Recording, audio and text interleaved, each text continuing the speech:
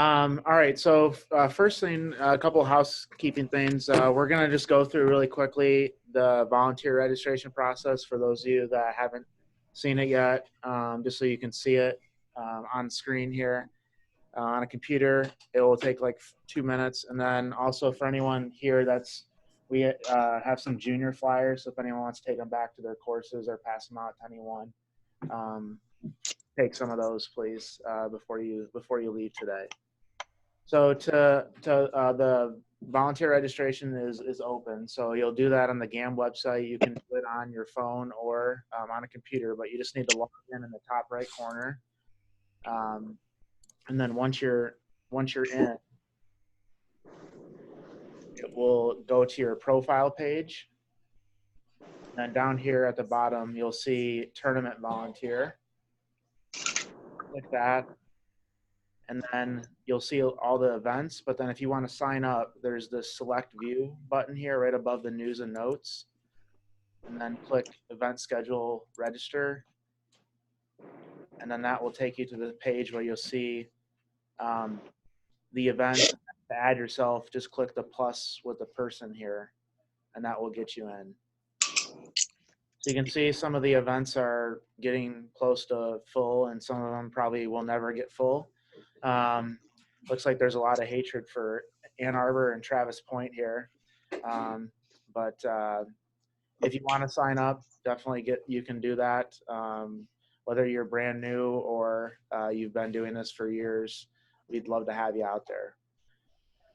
All right, so let's switch over to the next thing I wanted to talk about before we get into the presentation, which were some new clarifications that came out. Thanks, JW, for the heads up on that.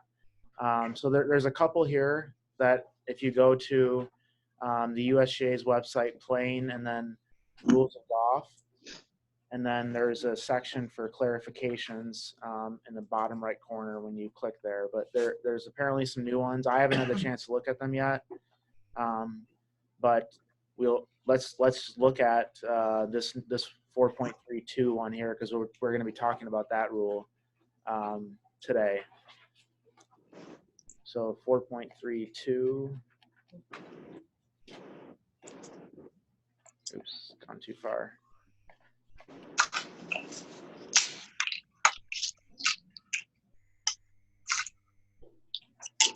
Where is it to? Number 2 though. There it is. Okay, so when use of alignment device results in a breach. So if a player places an alignment device, see definition and equipment rules to see when a ball marker meets this definition, to show the line of play and then orients his or her ball based on the direction of that alignment device, the player is in breach of rule 4.3a. So for example, a player's ball comes to rest on the putting green and the player marks the spot of his or her ball with an alignment device. When doing so, the alignment device is placed to show the line of play. If the player then lifts and replaces his or her ball, which includes rotating it so that a marking on the ball is lined up with the alignment device, the player is in breach of rule 4.3a. So I think we actually talked about that. Was it last week we talked about that? The device where. Yeah, I started with the equipment. Yeah, right. Right. So player lifts it, places. All right. Sorry, people.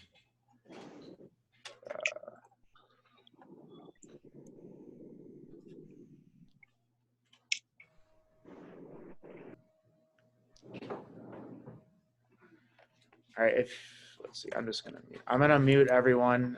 There's some background noise. If you want to unmute yourself, please do that. But just to eliminate the background noise, we're gonna mute everyone. All right, so player marks the spot of his or her ball with an alignment device. When doing so, the alignment device is placed to show that the player then lifts and replaces his or her ball. So basically what it's saying is that we're not, if we have a ball marker that has an arrow or something on it, we can't use that arrow to help line us up. Right? You can if the ball doesn't have a line. You can if the marker doesn't have anything on it. If the marker doesn't have the arrow or whatever on it. If there's no marking on the ball marker, then you can still use the arrow on the ball. Correct, correct, yes. Right. But if the marker has a line, but your ball doesn't, you can line the marker up, right? And then put the ball down. No. That's what I heard also. Yeah, that's what I heard. Player ball comes mark spot when A mark, it could be any marking, On the ball. any mark. Using the, Kyle, we can't hear the conversation. Right? that's mark, that's a marking. All right. See, that would, you would be in violation So- of how I read this. so Not that just drawing a line on your ball. I understand. so the discussion was around if it matters if the ball has a line on it or not. Is that right? And the way I read it, it doesn't matter if the Yeah, read it again. That's not the way we're hearing it. And I'm not using Titleist Lee to line it up. I'm hitting the ball into the where it says Titleist. Anything that's used to align it is illegal. The last line of that, so that a marking on the ball is lined up with the alignment device. right, but it all goes back to the actual device. So if there's an arrow on the marker, you can't use it. Oh, okay. So is what you're saying is that if there's no marker or if there's no line on the ball, you can have something with an arrow. Is that what you're That's what I'm saying? Or the I don't- name, the markings, it doesn't have to be a line on the ball. This. Yeah, it could just be the Titleist. The trademark, yeah. Yeah, You can't use that You either. can't use that either, right? I would agree with that. So if you But just put your ball, If it's just blank, right, you're okay. that's what it Okay, says. That's the way it says. Okay. It says. So then if there's nothing on it that you're using to line up with it and you have a ball marker with an arrow on it, it's okay. Well, it's not okay. Yes, it is. Yeah. You can't have anything that aligns the ball. Any ball marker that has some kind of an indication of line of play cannot use. It's not what that says. Well, I know, but that's what the USG said when I spoke to them last week. But wasn't there a specific definition of what an alignment device is? It has to be more than 2 inches No, long or. that's the ball marker. It's more than 2 inches, or if it's more than 1 inch and 9, you can't leave it there. You can put it down, but you can't leave it there. Like they said, anything that's used to align the ball, a ball marker, or some indication of line of play. I mean, you can set it down and lift it up. You can't leave it there. Is there a group of examples or, good pictures of this or something? So this was just released. I mean, probably within the week, right? So I don't know if they have any, but this is the example they have in here. So that marking the ball on a marking on the ball is lined up. Player. Hey, Kyle, Yeah. sounds like as long as your ball marker doesn't have any kind of lines on it. You're Right. good. Right. So- Yeah. Definitely on that. So yeah, I think that for sure, you can have a line on your ball, and as long as you're not lining it up with the line on your ball mark or whatever, you're fine. I think the question that we have, and I think I'm reading it better now or understand it now, is if there's nothing on your ball, you can still have that alignment device with an arrow, but you can't have something with an arrow and actually line your ball up with that arrow. Hey, Kyle. Up at the beginning, purpose of interpretation limits the size and scale of detailed putting green maps and any similar electronic or digital materials the player may use to help reading the green. So this Similar is- electronic or digital means. I mean, to me, it Yeah. would make a lot of sense. You can't like set your phone down to show you an angle. Right. But it would make, to me, no sense at all to say you can't, for example, use a tee and point the tee, but then you put your ball down on exactly the same orientation. I mean, that's a difference without a distinction. Right. Robert, do you have a question? Well, the whole thing doesn't make sense to me. So these are not the alignment things that people use on the range. That's not what we're talking about, right? Yeah, no, here we're just talking about like a ball marker with an arrow or something like that on it. So the question is, if there's a line on your ball, why do you need to line up the ball marker before you line up your ball? It doesn't make sense to me.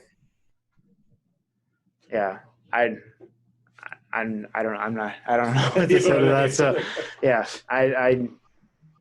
This makes no sense to me, Kyle, because as a practical sense, you could take the back of a penny and use the anything to point in the direction, or you could do the front of the penny, use the head, Lincoln's head, point it in the direction you want, and then you could line the ball up.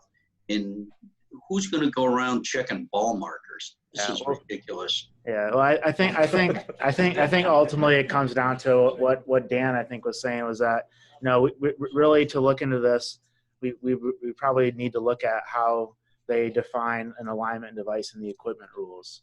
There was a notice into the manufacturers. Hey, Kyle. It defines the device and the size. It has to exceed 2 inches in length. And Hey, Kyle. Yeah, go ahead, Dan.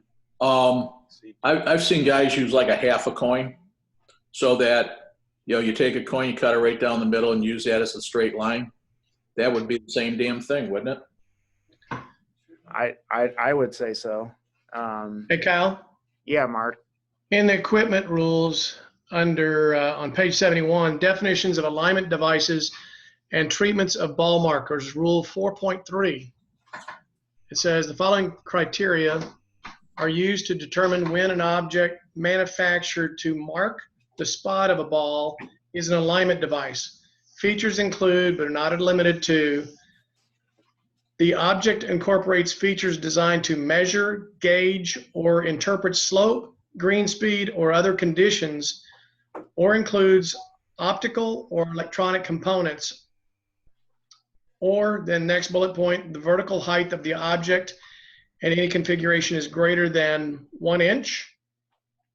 Or next bullet point, the maximum dimension of any horizontal direction exceeds 2 inches and incorporates any of the features noted below or similar features. And then it goes into objects incorporate paintings, etchings, inscribed lines, or similar features greater than or equal to 2 inches in length.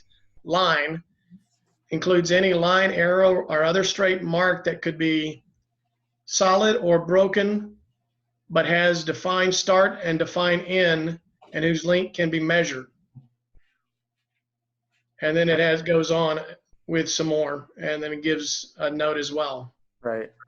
So then by reading that, so that basically that the marker has to be more than 2 inches. Is that, I mean, that's what I get from hearing. Yeah, the horizontal direction exceeds 2 inches. Right.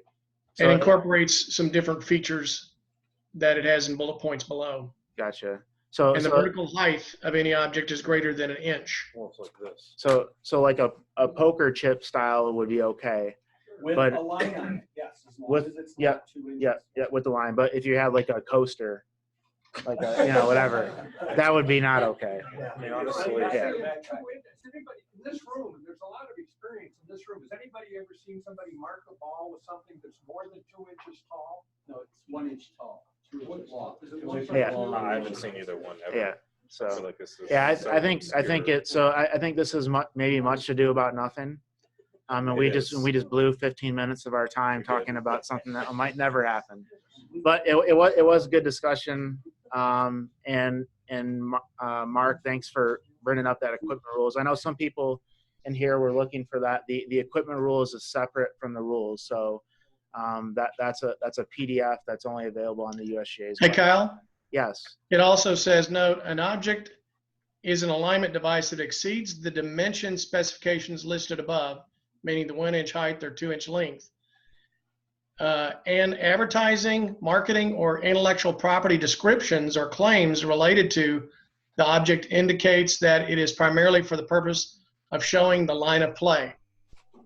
So like if you have wording or something like that on that creates a straight line. Right. Like a Visalign or something like that if it was marketed as something to help you out. So Yep. All right. Okay, perfect. Yeah. Kyle, you can get that PDF on the electronic version. I have a clarification on the flag clarification. Yeah. Thanks, Joe. Yeah. So, JW, you want to talk about the clarification on the flag stick? What clarification says attachments may be permitted more than 3 inches below the putting green surface, but must be constrained to that area. So what they're talking about is, now we can keep the flag stick in. People are pulling it out with the ball in there and messing up the hole. What they're saying is what you can do is, like, if you're familiar with like some putting greens, they have the little saucers at the bottom. Okay. Well, courses can actually put those saucers at the bottom of the flag stick Okay. to get the ball out of there. But it has to be 3 inches below the putting surface, and it has to be attached to the flag stick. Okay. So they can actually have those saucers on the flag sticks. That's interesting. Okay. Yeah. So that. Yep, they have those down here in Florida for us old people. Yeah. Yeah. I like that one a lot better than the first one. So, I think that's probably good. It'll be interesting to see. I mean, it sounds like they're using them down in Florida, and probably see them. What you're talking about is what we usually have on the putting green. Exactly. Yep. Okay, Yeah, on so the you putting can greens. actually Yep. put those inside. Yep. I couldn't hear that, Kyle. What was it? Yeah. So we just talked about the flag stick modification, and basically allowing what you commonly see on practice putting greens, that little saucer that, Yep. and it just has to be 3 inches below the putting green surface. So. Okay. All right, let's jump into well, should we cover the last one just to do it? What's the other one? Backstopping. Oh, geez. Oh, we'll save that for another day. Gosh, yeah. We'll save that for another day. I worked an event with Ted, women's floorball, and we had to call the USGA on backstopping.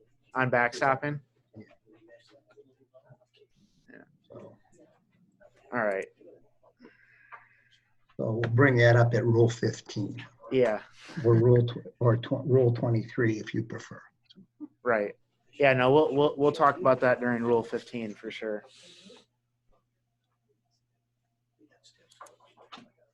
I think there was some talk on that too. Well, while I'm switching over, I think they, like Kevin Na or someone like that, yelled out like "hit my ball" or something like that in a recent tour event, and so I think that discussion is going to continue, and there might be a different clarification by the time we get to that, or maybe the clarification was in response to that.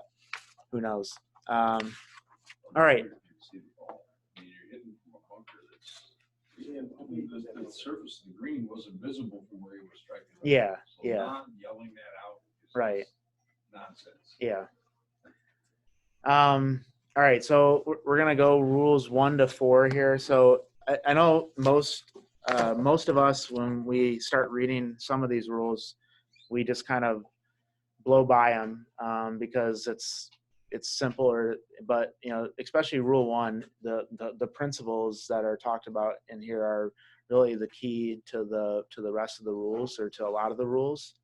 And the rest of the rules cover situations that basically allow us to not play the course as we find it, and play the ball as it lies. But the key principle, I think, of the game of golf, and when Richard Tufts, I think was his name, wrote the rules, the modern rules for the first time, he used those two principles: play the course as you find it, and play the ball as it lies, as the two core principles to the rules. And I think for most people that follow the rules, that's our guiding light, so to speak, in terms of how we think about rulings. And then we make adjustments based on there with certain scenarios like cart paths, et cetera, that we don't want to play from. But then it also talks about, Rule 1 also talks about playing by the spirit of the game, or what a lot of us will know as etiquette. And then, as we all know, one of the things that makes golf unique is that we call our own penalties. And that's something that most people learn at an early age. That's what is asked of you when you play golf, and play by the rules. And we want to make sure that we're instilling that, and hopefully we don't have to. I mean, obviously for our events, we're really out there to be the rules officials. So in that case, you know, the players aren't the end all be all. But at many events at your club or when you're just playing around with your friends and family, you know, you're required to make that call. One of the changes from 2018 was the term of stipulated round is now just called a round. And so it used to be a stipulated round used to be, 18 holes. Now it's 18 or fewer. So you don't need to make a distinction. Whereas before you had to make a distinction if you were playing a stipulated round that was less than 18 holes. We talked about this definition last week in terms of the stroke, but again, we have to have even though the word intent is no longer in the definition, the thought behind it, the need to have intent to hit the ball is still important. So show a couple videos here. We can get them to load.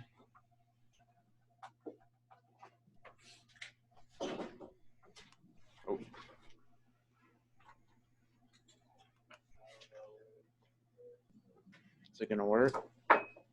Oh, this is the first one. All right, we'll watch this one first, maybe.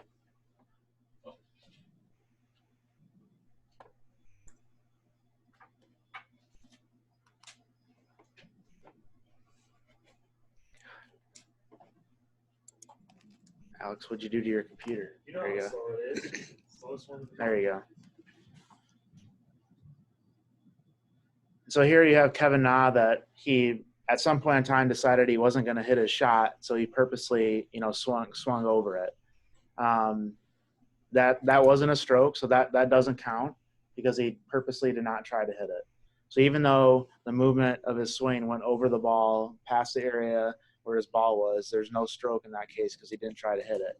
Now, if I'm underneath a tree and I take my backswing and I hit a tree branch and I follow through and I whiff it, that's practice swing. Right, practice swing, yeah. So no, but that would be a stroke in that case. So the intent still matters. And then I think can show this video here. So this one's Tiger, and he purposely stops before he hits it. And then I think Costas or someone is just in love with Tiger after this. Very fluid with his golf swing, much more under control. Feels like to hit that staple off this one. Okay, where's he setting up, man? Perfect. See, I just want to see if he takes a divot. Oh, wow, that's good stuff. You can't do it. I wonder when he said stop, is it? You can't be starting down. They can stop. You can't do that. You blow a disc, couldn't be careful. Can we possibly back it now? To Lance Barrow, my producer, can we see that again? Stop. You can't do that. Take a minute. Little, yeah, little. Man, he was on his way. It looked like he was loading the club when he stopped. So that obviously Tiger is famous for doing that. I'm sure there's been people before, people after that have done that, but that's it. Like it was it Gary McCabe or McCord that is obviously enamored by that, but that's obviously not a swing or a stroke. Sorry.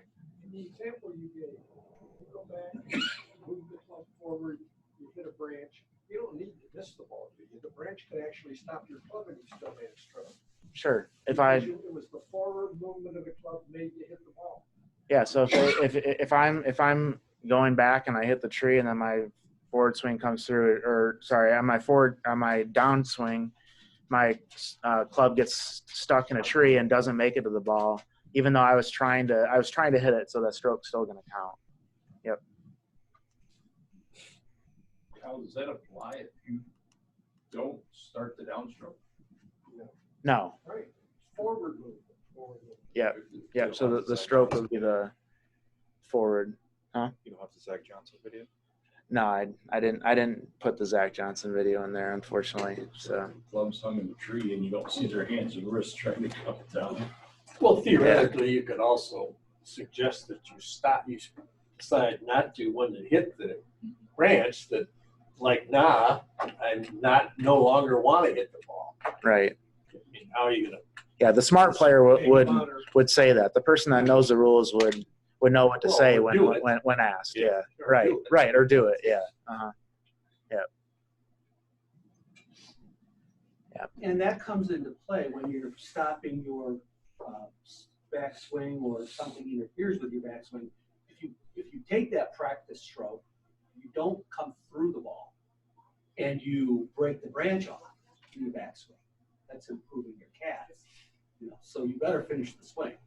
Right. So yeah, like in a case like Dan was mentioning, if you take a backswing and you knock off a branch, you better keep going, because you're going to get a penalty if you stop. So yeah. Definition of hold here. So this one has changed slightly too. So now it's when the ball is at rest, and not necessarily.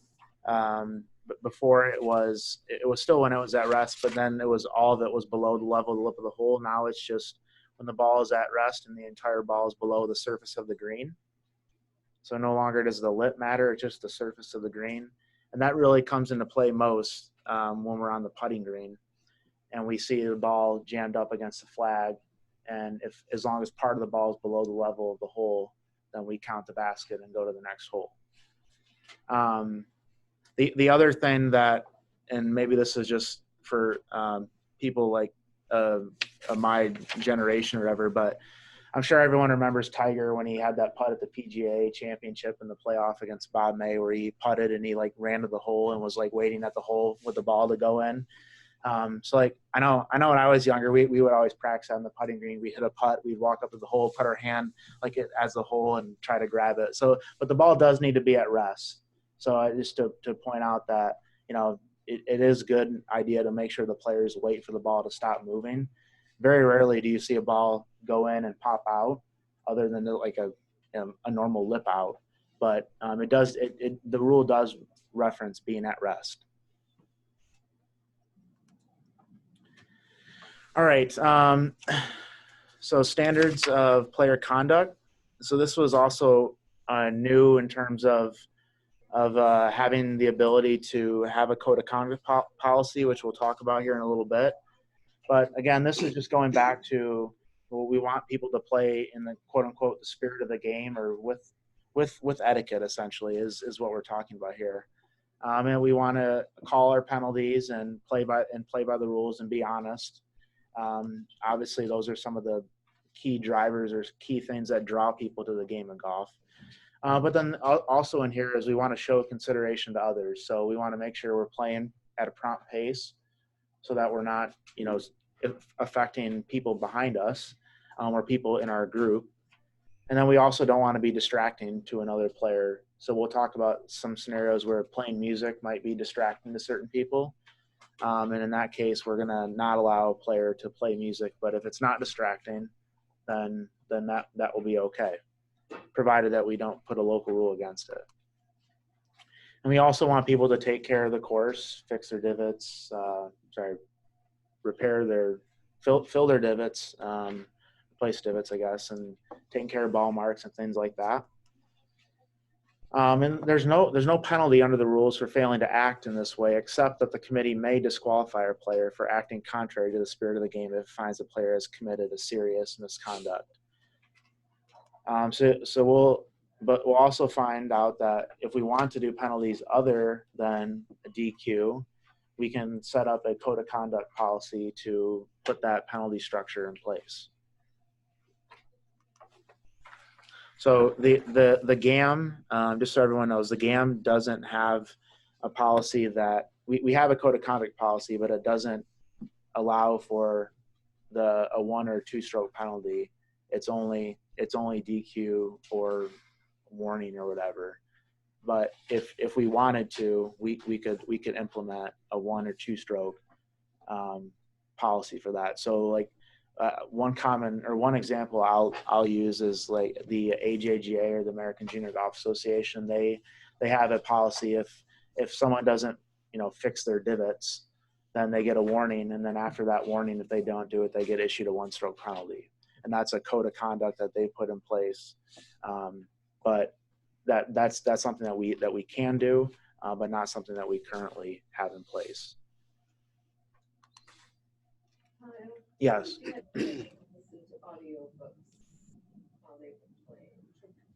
So we're gonna get to that later. Yeah, but Not instruction. yeah, short answer would be okay, but maybe not, depending on what the audiobook's about or what it does. Yeah, yeah. Okay, so the code of conduct, the committee may set its own standards as a local rule, and again, you can branch it out so that you have a warning system, a warning, then a 1-stroke penalty, and then the general penalty, and then DQ, or as we have it, it's a DQ. And those are, the DQ is obviously reserved for scenarios where you have really, really bad situations. So someone comes in and says, drops a bunch of F-bombs. This club is the worst club ever. Why do you ever have a tournament here right in front of the pro shop and 30 members watching? I mean, that person's going to get, kicked out for sure. And likewise, if there was a player that berated one of you all out there or one of our staff members, we would have the same reaction. That person's going to get kicked out, DQ'd, and then there'll be further disciplinary action that we have in our code of conduct policy if the act is egregious enough. So the section 5H is where page 415 is where it talks about code of conduct. So if you're, for your club or whatever, you want to have something, that's something that could be done at the local level, as well as at the GAM level as well. As of last year, the USGA would not allow the golf associations to put in place their own code of conduct policy for USGA qualifiers. And as far as I've heard, that policy is not changing. So even if we had a code of conduct policy, which was laid out 1-stroke, 2-stroke, or 1-stroke general penalty, we wouldn't be able to use that at USGA qualifiers yet. I'm sure in time that will. It was probably similar to pace of play when that started, is that they probably had a USGA pace of play policy, and then eventually they just let the associations do what they do at the ground level, and I'm sure it'll work the same way with code of conduct. All right, 1.3, playing by the rules. So the rules are rules 1 to 24. So don't let me trick you in saying rule 25. Although I'm going to try to do that at least once or twice the rest of the sessions. But there's only 24 rules now. And also, when we say rules, you mean the definitions as well, and then any local rules that the committee will adopt for that competition, or if it's a course-wide local rule. Hey, Carl? Yes. On our website, I think this was the document that said 7 rules or 7 common rules or something. At least 2 of them have the wrong section numbers on there. There was a 25, so I wrote to Ken, and I told him we needed to revise it. Maybe I can look for it while we're talking. Okay. I don't know whether he's corrected it or not, but I'll let him know. On the volunteer page? On the volunteer page, gotcha. Yes. Okay. Yeah, we'll take, Mark will write down a note and make sure we follow up on that. Yeah, because the old Rule 25 was what I think, like, that was a common one, embedded ball rule or something like that. Yeah. Wrong green or something. Yeah. All right. And then also there's a ton of local rules. So if you go to page 445 in the officials guide, there's a long list of potential items that can be put in for local rules, and many of these we will put on our hard card. and others will be specific to the golf course. So there's a ton of 1, 2, 3, 4 pages worth of local rules that we can do, and that the thought behind that, or the reason that the USGA and RNA wrote it this way, is that they want to give the committees as much authority as possible and not dictate from above and let the local committee choose what they want. Because at the end of the day, that's what was happening. Even though there was a local rule saying, or rules of golf saying that you can't do X, on the back of 20, 25, 30% of scorecards, there was local rules that were not local rules by definition. Not saying that they all are now, but there's more authority for the committee or for the course to come up with local rules, and then better wording that's written in here for them to use.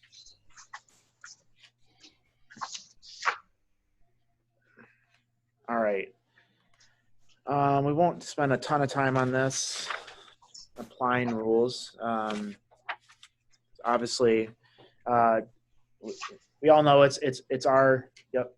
We Dan? talked about pace of play in the past, and the pace of play local rule is K2. K2. Which we reference on our Hard card. Yes. Right. Should be K5.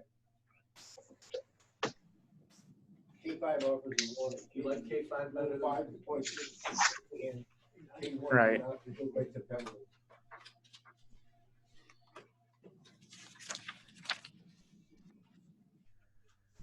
Okay, so let's just K2. So we reference Dan. So on our hard card, it's K2. K2. It's So more that's more customer friendly. So that's hole by hole and shot by shot pace of play policy. And K5 talks about the structure. That's page 504.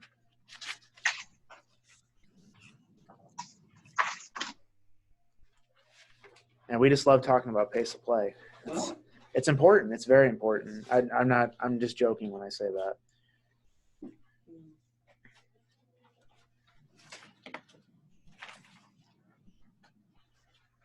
So you still have the on page 506. There's still the breakout in terms of the one stroke general penalty. It's all tied to when the group's out of position and there's timing.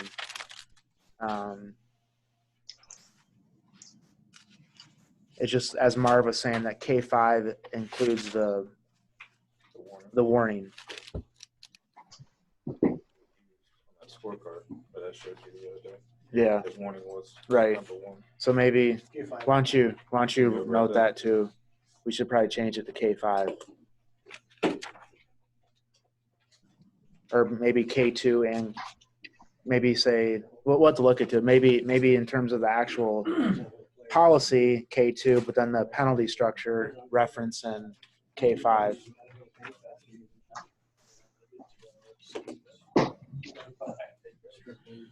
All right, so we all know we're responsible for applying our own penalties. In a lot of cases, ignorance is bliss, but not with the rules.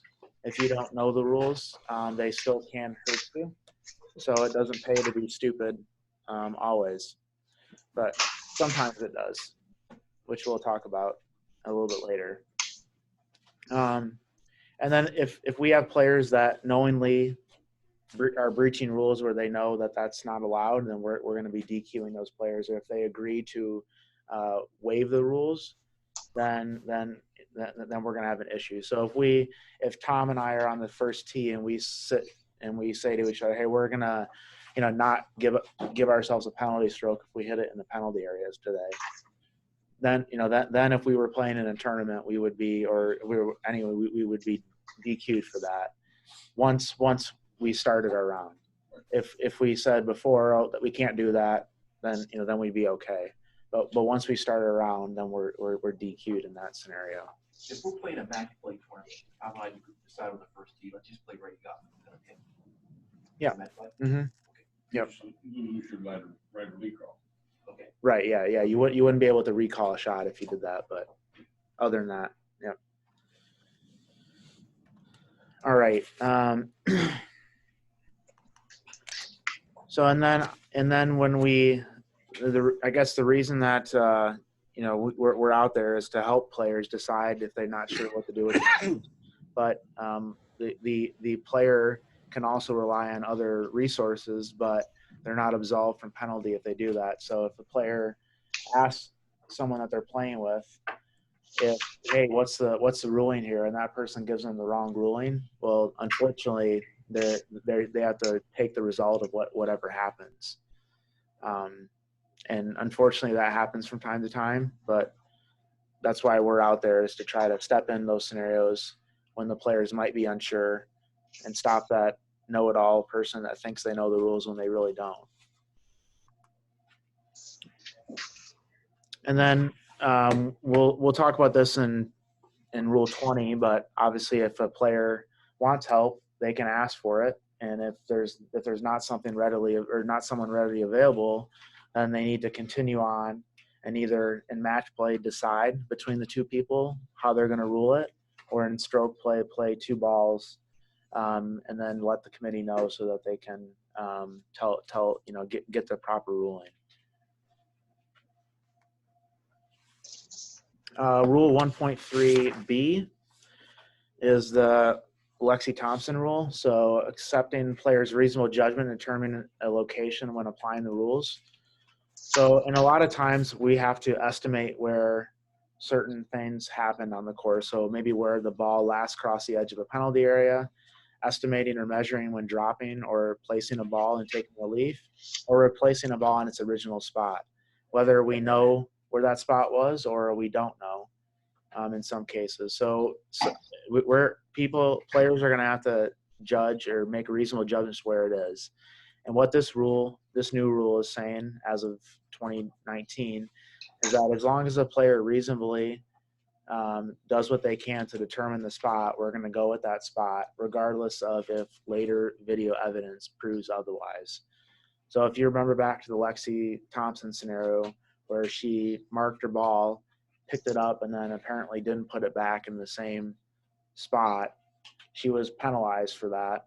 But now under the current rules, she would not be penalized because she used her reasonable judgment to put it back in the correct spot.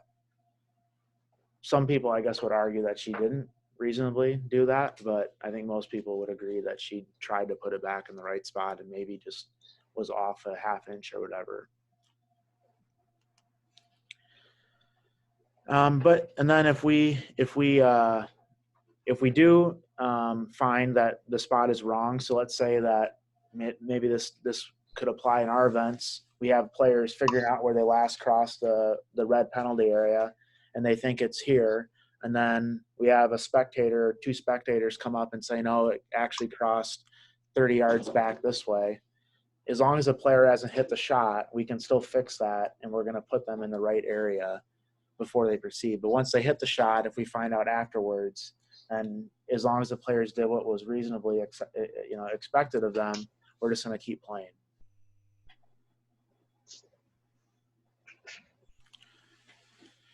All right, penalties.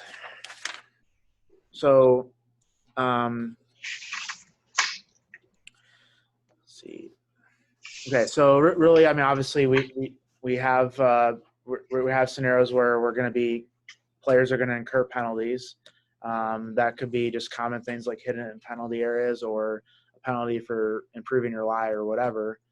But we also have a penalty when we have our caddies involved, or in a format where we have partners, and our partners'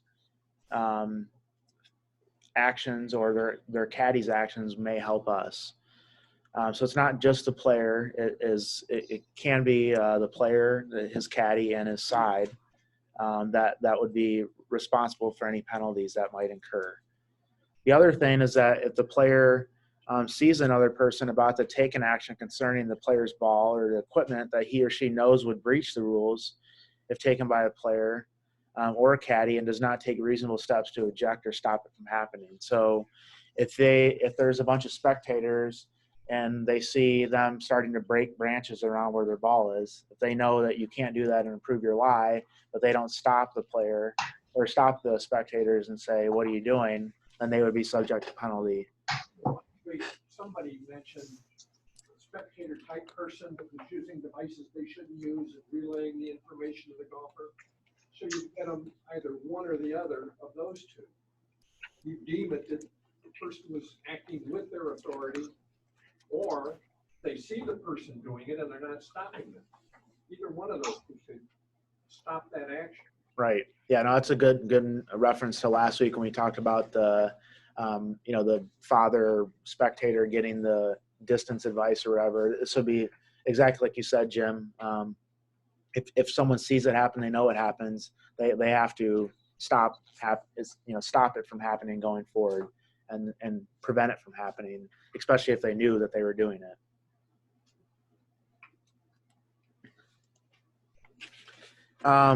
But I want to go back here, though. It says that, but it's also important here that it says that he or she knows would breach the rules. So in this case, if you don't know the rules and you didn't know it was a penalty for breaking that branch, and the spectator did it, then that person wouldn't be penalized in that case. So sometimes it does pay to be stupid. All right. So levels of penalties. We have, and I think everyone knows this as well, but we have our one-stroke penalties, which are usually procedural type penalties, or something as simple as an unplayable or taking relief from the penalty area. And then we also have our general penalty, or what we call two-stroke penalties or loss of hole penalties in match play. And then our final penalty would be a disqualification. So we're definitely, we don't like doing this, but it happens from time to time. And as Ken and I were talking the other day, I mean, whenever we are DQing a player, we're always going to triple, quadruple check that we're right before we tell this player that they are DQ'd. And in a lot of cases, like for example, if they play from a wrong tee and they don't correct it and they keep playing, and they play 2 or 3 holes, and we find out 2 or 3 holes later, it might not be in our best benefit to tell the player at that point, because it really is not going to impact things, and it could just create a larger issue if we alert the player. Assuming that it's not going to impact other people. If last round of a tournament, obviously we're going to tell them right away, but there's some times where we do hand out DQ penalties that we'll purposely wait until the scoring area to do it. And then this one here is just saying that we don't have the authority to change the penalties. So if we, in our hearts, believe that the hitting a wrong ball should only be a one-stroke penalty, it doesn't matter what we think. It's a two-stroke penalty, so they're going to get 2 strokes regardless of what we feel is right.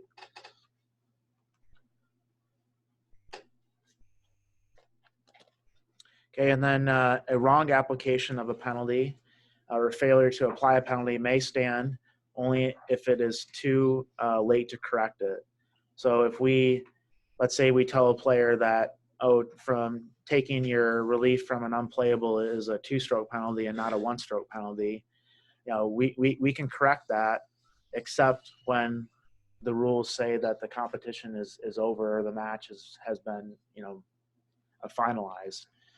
But if those things happen, we've already handed out the trophies, then it will be too late to correct that penalty, even if it was our mistake telling the player.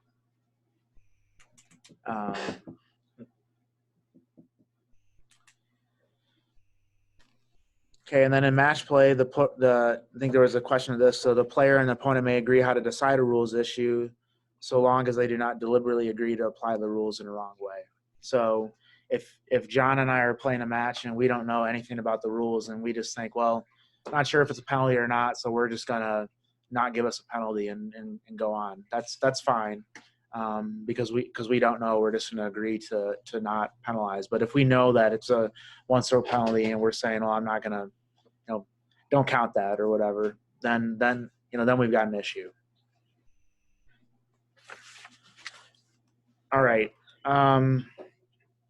So this section here, applying penalties to multiple breaches of the rules, when we have things that could result in multiple penalties, or when we have scenarios where 2 actions will only result in 1 penalty, there's a interpretation. Or a couple of interpretations, if you open up your book to 1.3C4, interpretations 1 to 3.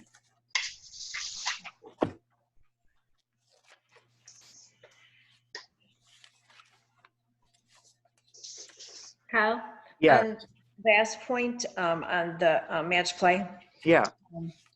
I actually just came back from my 3 days rule school. Holy cow, my brain's like all over the place with this. But they also mentioned under match play that if the 2 disagree on a rule, that the person needs to tell the other person, I disagree with the way that you're going to apply that rule, and that they'll report it to the committee, and they have to tell them before they start the next hole. Correct. Yeah, they need to request a ruling, and say that, or either request a ruling or say that that's not right, and we want to get a rules official involved. But yeah, and they need to do that before they tee off, before anyone tees off on the next hole, or before the match has been finalized, if it's the last hole. Yep. I learned something. I learned a lot. Yeah, you can't not learn when going to one of those. But like you said, it'll put your brain in a little bad state for a few days, getting reconnected after all the stuff they throw at you. Yeah. Right.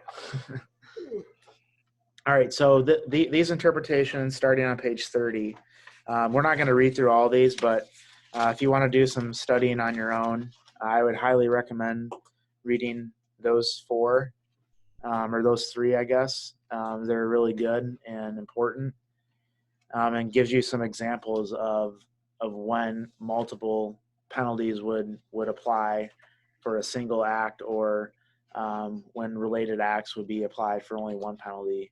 So we won't spend a ton of time going through this, but those examples are really good in there, and I'd highly recommend that you read through it. But basically, the other thing on the screen here is this whole, I have 1 + 2 = 2. So in a lot of cases, when we have a single act or related acts, the player is only going to get 1 penalty, even if multiple penalties apply. But in those cases, we're going to take the higher level penalty. So if we just use one of the examples from the rule, play an incorrectly substituted ball from a wrong place, we have two issues there. But in this case, we're just going to get the 2-stroke penalty in total, not the 2 + 2 = 4. In that case, it's just going to be 2 strokes.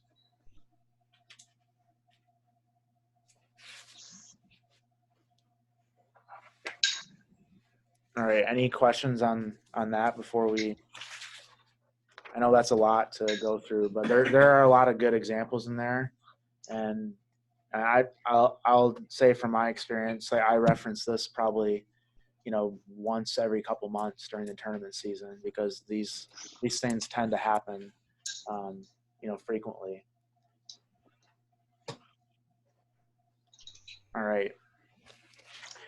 Rule 2, so the golf course or the course, we're going to talk about, and I don't think I mentioned this at the beginning of Rule 1, but when they rewrote the rules, they included these purpose statements, and they really give you a summary of what the rule is about and the core principles that are in each of the rule. And it's something new that they did, but I think very helpful for us to understand what exactly is being talked about in here, but then also to give us some idea as to what what principle we're going to use when coming up with what they say, or the actual rules themselves. So here we're going to talk about the 5 areas of the golf course, which we talked about last week, but then also some of the objects and other conditions that interfere with our play. And that it's important to know that the area of the course where the ball lies and the status of any interfering object and conditions, because they often affect the player's options for playing the ball or taking relief. So as we said before, knowing where we are on the course is really important when it comes to getting the right ruling. Okay, so this one here just says that the committee is in charge of making what is inbounds and what is out of bounds. So we need to define that. That's on us, and obviously there's different rules for areas that are inbounds and out of bounds. But the 5 areas of the course, again, are the 4 that are listed up on the screen here. So the teen area of the hole that you're playing, or really the only teen area, is it's just the tee, the 2 club lengths from the tee that you're playing. Then also bunkers, penalty areas, the putting green of the hole that you're currently playing, and then the general area as well, which is all the other parts of the course, except for those 4 that we referenced here.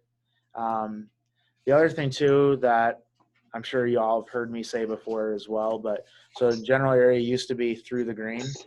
And that got changed. And the main reason that got changed is translation issue, because the word green in Mandarin was difficult to translate, but general area is much easier apparently. So that was part of the rewrite, was thinking about translation, which is different than it has been in the past.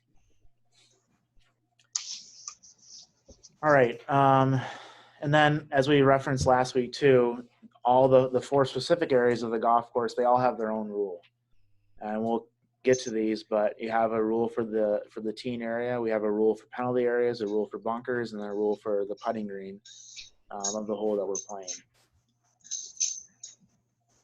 So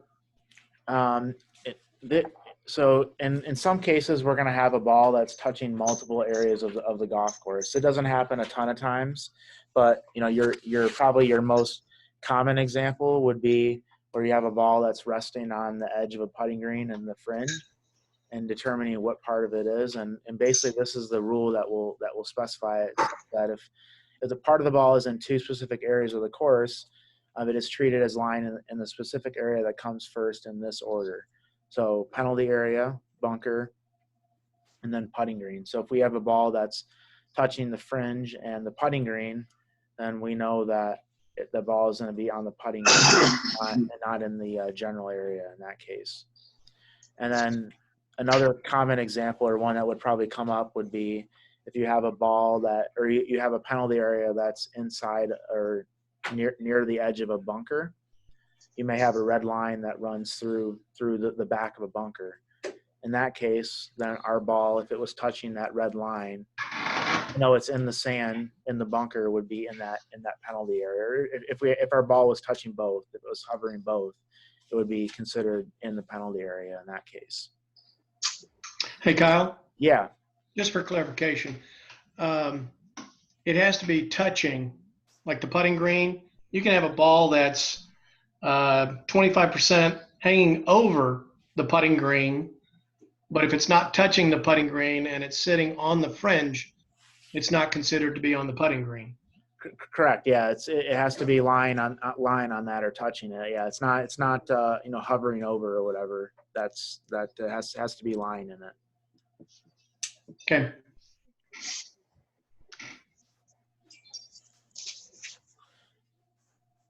Oh, what are you going to do? Put a toothpick under it? No, just looking at it, but I mean, it's different than a penalty area, because a penalty area, right? Penalty area goes up, right?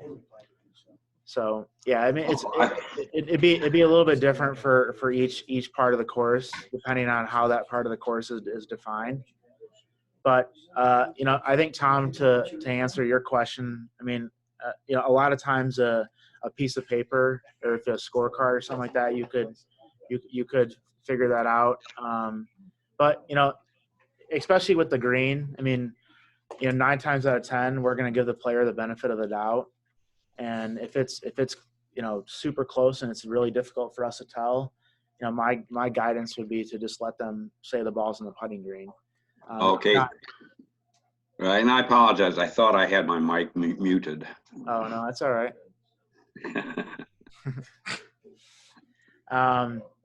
But yeah, so I think that the most common question we get is my ball on the green? And in that case, unless it's really conclusive that it's not, I would say tell them it's on the green. I don't know what you guys. I never found it that difficult to determine whether the ball's on. Yeah, it's either, Kyle, it's either touching the green or it's not touching the green, right? Well, some courses, that's the difficult part. Right. And I think that's what I was referencing is more when you have courses that it's hard to determine the edge. I mean, obviously, yeah, if it's a perfectly manicured green, we don't have these issues. But it's where you have, especially early in the season where the greens are still growing in and whatnot. You have these scenarios. But yeah, I mean, usually it's pretty cut and dry on that.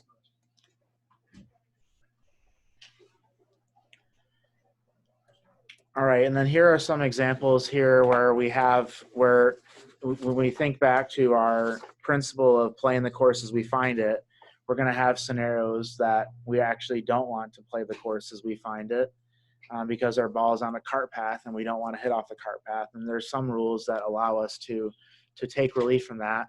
And a lot of those rules that we'll get free relief from that.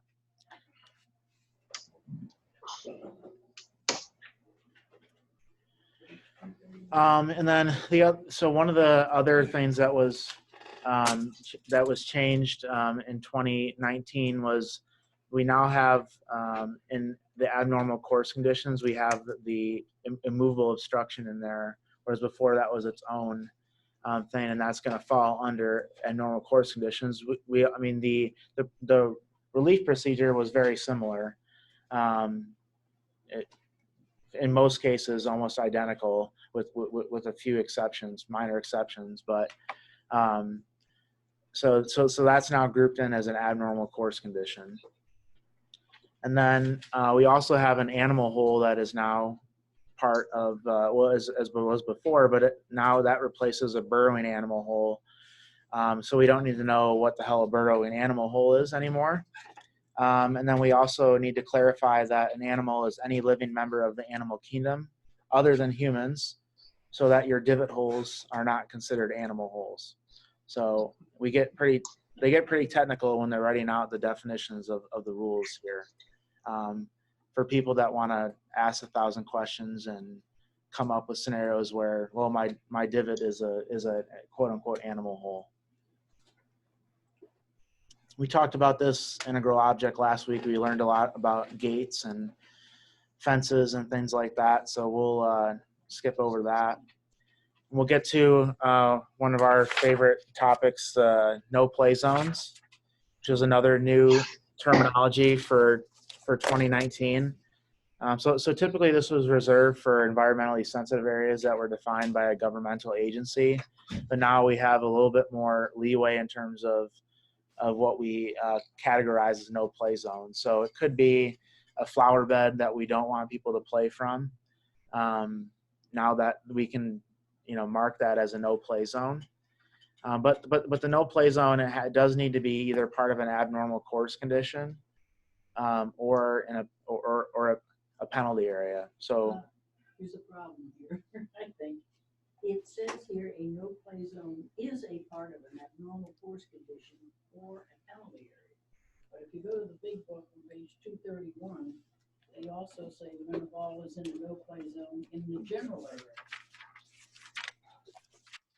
Well, the abnormal course condition will be in the general area, correct? Because I think they're in violation of each other. Those two statements, they contradict each other. We have no play zones in the general area, our flower beds. But it doesn't say that an abnormal course condition needs to be in any specific part of the course. What's he saying? In this definition. And a normal course condition is not a part of the course. Yeah. So defined areas. Right. So it's part of the general area. So it's part of the general area. So it's okay. It's just not as specific as it. Basically, what it's saying is that, I mean, they probably. I'm trying to think of an example why they wouldn't have just put an abnormal course condition, but But if The no-play area does not have to be in an abnormal. correct. It doesn't have to be. It needs to be in an abnormal course condition or a penalty area. It can't be just in a general area that is not an abnormal course condition. Correct. It can't. It cannot, yes. But abnormal course conditions are part of the general area. So that's why it's okay to say that, but not the other way, if that makes sense. And now you're saying the flower beds are abnormal course conditions. Or would it be as abnormal course conditions? Correct. Ground under repair. Yeah. Okay. What's the penalty for the golfer that does it anyway? So it's a two-stroke general penalty, and then there's they don't need to correct it, but it's just like hitting off a wrong green. You know, you're not going to replay the shot. You just get your general penalty and move on. So I think getting back to Gene, to your question, I mean, when we define a no play zone, we have to say it's either an abnormal course condition, which we'll usually define as ground under repair, or it's a penalty area. And in the local rule wording that they have in the book, it specifies that out. So we'll say it's ground under repair or part of the abnormal course condition in that rule when we write it out. Hey, Kyle. Is it better? Because the big book says if the player's ball is in a no-play zone in or on an abnormal course condition. Right. Yeah, Mark.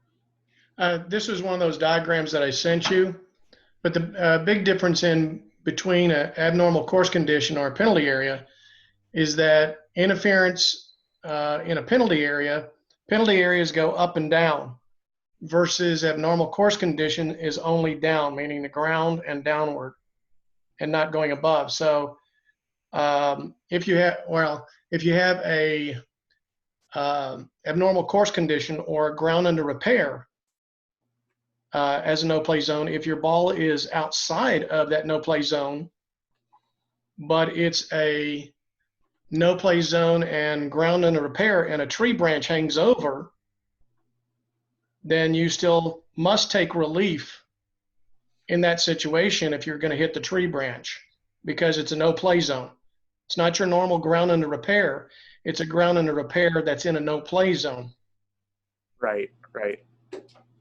And so it's because of that ground under repair, versus if it's a penalty area and the tree's hanging over and you're outside of the no play zone and the tree branch is in the way, then you don't get free relief because it's a penalty area. Correct.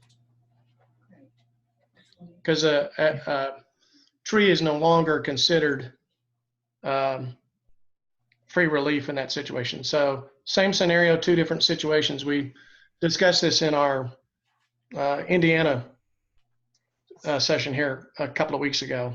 Mm-hmm. And that was one of the diagrams that I sent you. Okay.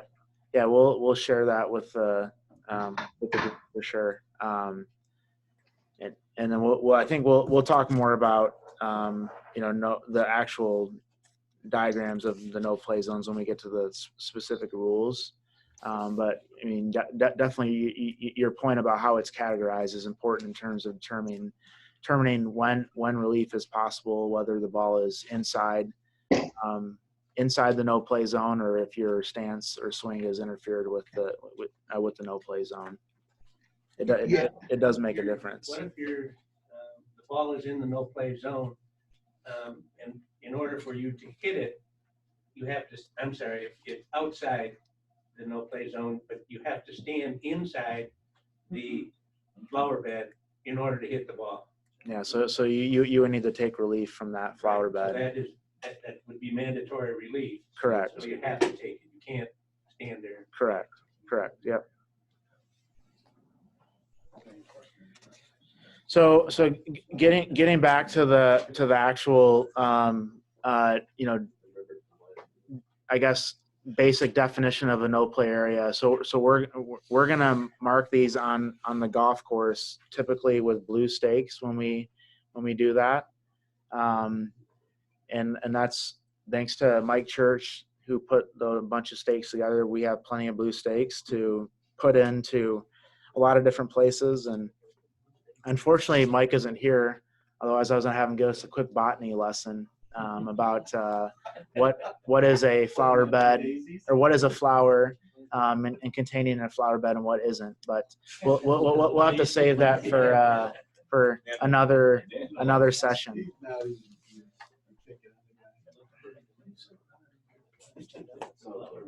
Give an update here, or do you just do that? If it's rooted, then that's part of it. Right. I think he was talking about what if it was overhanging. Yeah. Okay. So if our ball is in a no play zone, we have to take relief. There's no other option. I mean, we don't have to. If we don't take relief and we hit it, we're going to get a general penalty. But if you don't want to get penalized, you need to take relief. So that could be if the ball is in there, or as Lynn's question was, if your stance is interfered, or your swing is going to be interfered with it. And so all those things you are required to take relief from a no play zone.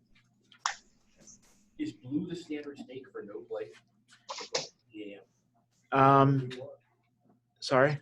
Whatever color you want. Yeah, I mean, yeah, you can use any color. I mean, typically, in the past, the environmentally sensitive areas were typically green tipped stakes. So it was either white for GUR or it was red with green tips. In our place, we have green stakes, but that's only so you don't take your card in there. Right. If the ball's in there, you can whack it. Right. Sure. Mm. Yeah. So yeah. Right. We've never did anymore. We use blue stakes just because those stick out, and they're easy to identify. And most places we go don't have blue stakes out. A lot of clubs will have green stakes to serve as a directional type things for carts. So we try to stay away from that and make it unique. But Kyle, is relief from a no-play zone always free relief? no. So we'll get into this when we talk about penalty areas. But when the ball is in a penalty area, we have to take the penalty area relief, which will be a one-stroke penalty. Yep. So yep. We have a lot of no play zones down here. A lot of them are like boundary edges where it's like you say, red stakes with green caps. Mm-hmm. But we do have places where they're just green, where it's a free drop. One area is by a tree that this beehive has been created by these bees. And so it's staked with green stakes, but there's no penalty for taking the drop. Right. Yeah, no, and that's a good point too, Lori, that a lot of times clubs or even, we'll put a drop zone in to make the relief process as easy as possible, and as simple as possible, especially if you have an area that comes into play quite a bit. Then it definitely makes sense to do that. Yeah, this is right of the green, and so people, I guess, have hit over there, and so they just put in the green stakes to let people know that they can take a free drop from there. Right. So we talked about environmentally sensitive areas, or whatever they call them now, just protected marshes, etc. We can also do it for flower beds, which is the most common thing we do for, but you could also do it to protect young trees or turf nurseries, or really if there's an area of the golf course that was dangerous, a cliff or something like that, or snakes. Yeah, you could do that as well. Or if you had a site of historical or cultural interest. So on one course I was at in Nebraska, they had a graveyard on the golf course. It was an Indian burial ground, and they that was it was pre no play zone, but that was a no play zone. Because one, you didn't want to go out there because you were making double after you took a foot in there, for sure. But they obviously wanted to protect it too. And then, like I said, we use blue stakes for us here, but other courses and other places will use different things, and just need to get tuned in to what your club or the course is using. But if you see something that you're not sure what it is, chances are it could be a stake for a no play zone. I think, what is it? Is it Detroit Golf Club or Edgewood, or maybe they both have orange stakes? Edgewood, yeah, yep. So there's lots of different colors out there. All right, any questions on Rule 2 before we move on? All right, good. No, I'm just kidding. Any questions? All right, so Rule 3, we're talk about the 3 central elements of all golf competitions, whether we're playing match play or stroke play, whether we're playing an individual or with a partner as a side, or if we're scoring either by gross or by net. So whether we're playing match play or stroke play, obviously we all know that there's quite a big difference between the games. So we need to make sure that that's clear before we go out and play.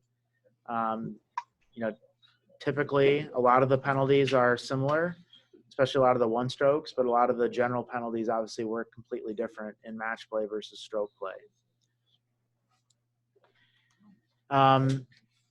There is a section in here that talks about when a competition combines 2 forms of play in a single round. Our recommendation is to never do that, because I don't know why you would ever do that, but if you did, there's some procedures on how to handle that situation. And then the other Rule 21 covers other forms of stroke play, so Stableford, max score, and par bogey that use a different scoring method. So some of the rules that we talk about could be modified in those type of competitions. We'll talk about that when it comes to holing out, where that's a little different for Stableford and max score competitions. So, and then now with the rewrite of the rules, we also have some rules that are set aside for for team play. So rules 22 and 23 are specifically involved for team play or partners, foursomes, and 4-ball. And then 24 is a team competitions rule that would cover things like high school golf, college golf, or like an inter club or something like that, where you're getting a team together and not playing with just partners or individually. And then how we score it, obviously we can do it with handicap or without. We don't need to go into a ton of this, but the last thing so the reason we use handicap is so that we can all compete on a fair level, and my skill level can equate to anyone's skill level in the room based on the system, which is one of the great things about the game compared to other sports. You can't have two basketball players that are 30 years apart in age play against each other equally. I mean, it's usually not going to be fair unless you just happen to have 2 people that are at the same skill level. But golf, we can accommodate that. The rules say that we do it so that we can compete in a fair way. We all know that it's really just so that we can gamble in a fair way, because that's why we have the rules, and that's why we have the handicap system, is just a more controlled form of gambling. Match play works a little bit differently, obviously. And we were going to blow through a lot of this because it's pretty straightforward, but the player that wins the hole is the person that makes the fewest strokes, including penalty strokes. But the player can concede holes or concede matches, and so it doesn't have to be all played out every single time. So if I know I'm going to be out of the hole, I can just tell Mark, hey, we're done with this hole. Let's go on to the next one. And even if my opponent's ball is in motion, I can concede that shot. But if I do that while it's rolling and the ball goes in, then that stroke counts. It's not necessarily, well, I conceded it before it went in, so you have to add one to your score. And then the other thing that was changed is that now if our ball is rolling and has no chance of going in, we can stop the ball and not incur a penalty. Whereas before, if the ball was moving and we stopped it, there was a penalty. So I think Jordan Spieth famously did that in one of his first President's Cup, where the ball was rolling beyond the hole and he scooped it up and said that's good.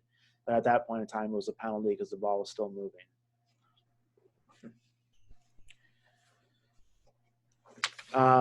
We can tie holes, or also known as halved. So when we're announcing matches, when we're doing acting as a referee, the match is tied or halved. We can even though the wording all square is in the rules, prefer not to use all square and to use tied. Again, that's a translation. Main reason that they switch to tied is translation, but that's also just how a lot of golfers understand how a match to be. Hey, we're tied, just like a soccer game or whatever is tied.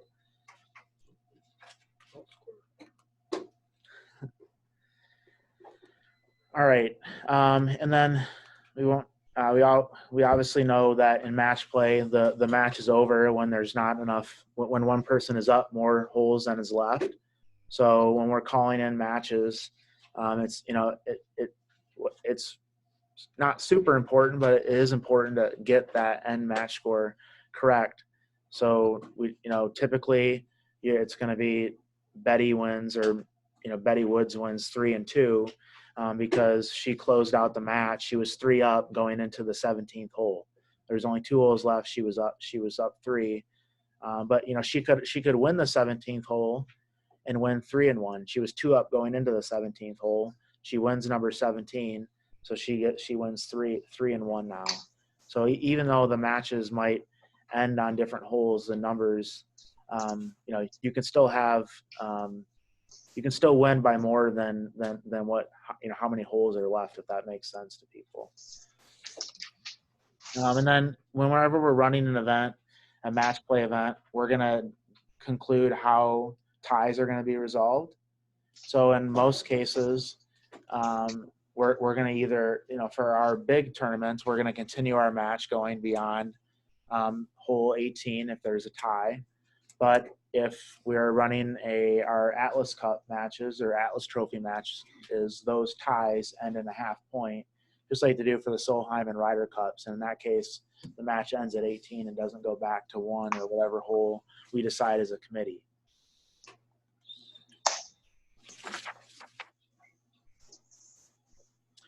And then I looked here, so we talked about when the result is final. So that's something that we set out in the terms of competition. So for GAM, it's when the trophy has been awarded, or in the absence of a ceremony, when all scores have been can't read. Your writing too? Yeah, I can't read my writing. Have been approved by the committee and the results announced. So that's when we define the result being final. And that can be done, or that section is laid out in 404. So if you're running an event or something at your club, it's important to lay out when the result of the match is final.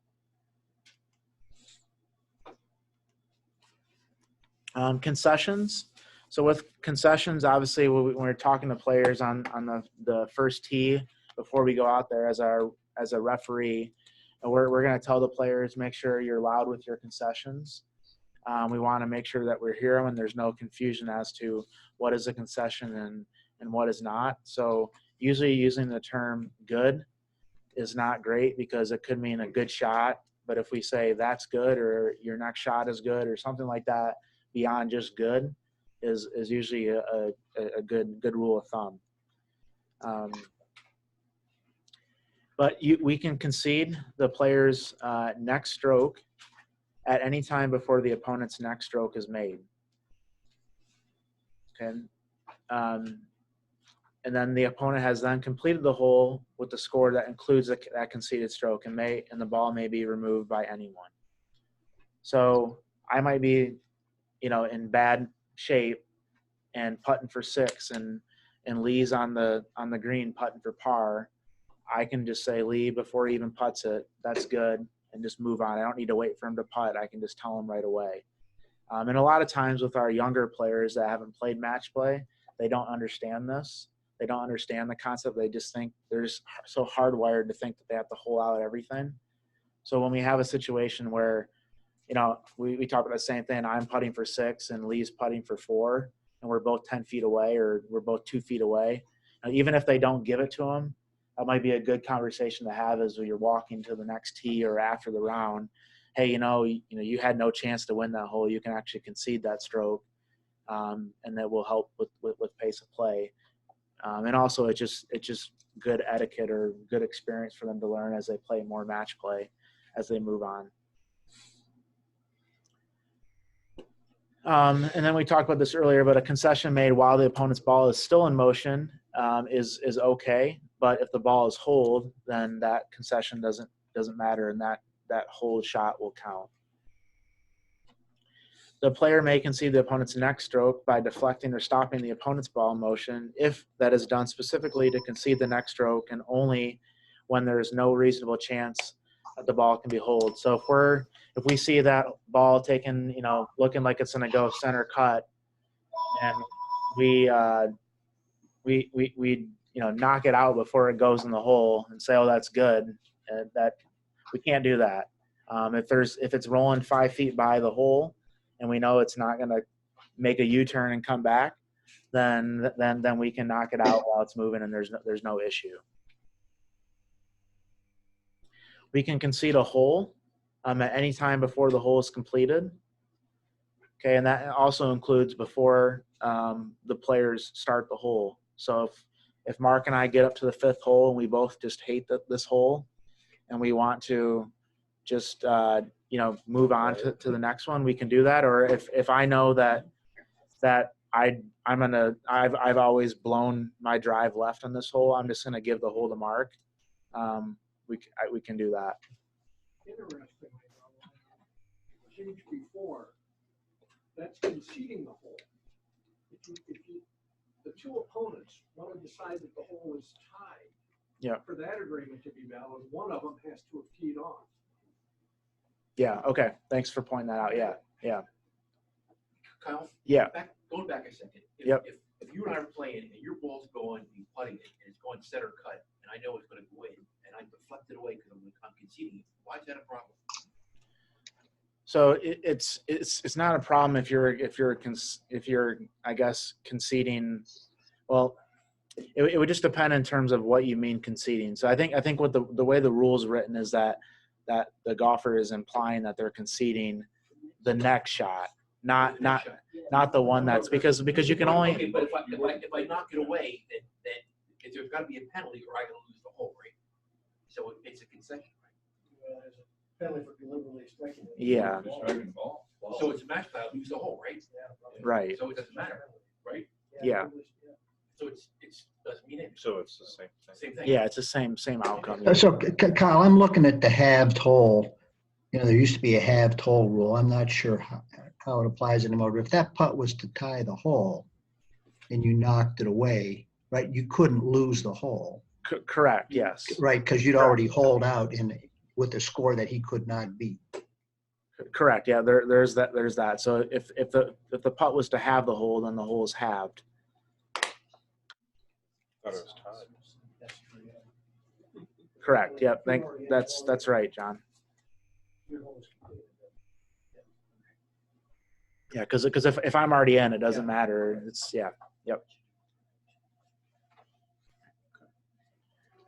All right, and then we can also concede the match. So this is allowed any time before the result of the match is decided, and includes before the players start their match. So, we run into this scenario every once in a while, with our some of our match play events where we have a player that can't play beyond a certain day. So before we encourage them to, before that the match is over, that they announce that, so that the other player will move on. In a perfect world, we wouldn't never have this happen, but there's lots of circumstances where someone has to catch a flight somewhere else or whatever. So that's what we prefer happen, is that instead of them closing out the match and then telling us after the match is already over that they can't make the next one, they need. Kyle? Yes. Just this, Tony, on that last thing. It says a concession made after the opponent's ball is still in motion applies to the next stroke. So if you knocked it away when it was going in the hole, that would be a problem. Well, Correct. Correct. Yes. Yeah. So yeah, you're right. It does say that applies to the next stroke. So we would definitely have an issue with that, and the outcome of it would depend on, if I've already holed out or if I still have a putt to go. And if I've already holed out, then that putt is going to be, if it was for a halve, then the hole is going to be halved. And if it isn't, then we need to determine, obviously it was done intentionally. At that point, I believe we'd have a loss of hole penalty for deliberately. Yeah, unless it's past the hole, and then it still applies to the next stroke anyhow. Well, I think we'd have to. So when you say the next stroke, yeah, if it's past the hole, it's still going to apply to the next stroke. But if it was going center cut and we deflected it, then we're going to have another.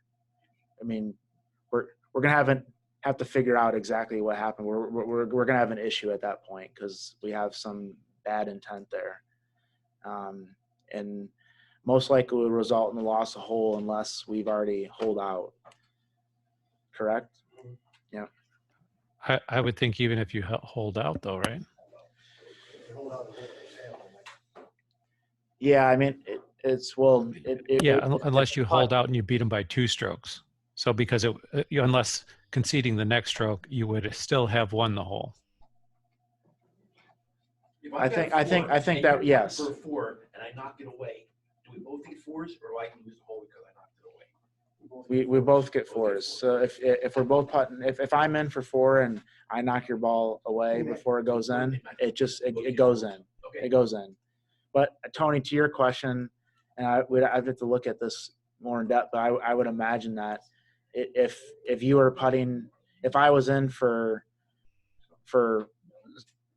what was I gonna say? If I was in for 6 and you were putting for 4, or vice versa. If I was in for 4 and you were putting for 6 and I hit it away, it wouldn't matter. Is that, or what was the exact scenario? Yeah, I guess. The hole was already, Kyle, the hole was already over. Right. If you were in for 4 and he was putting for 6. Correct. The hole was over. Right.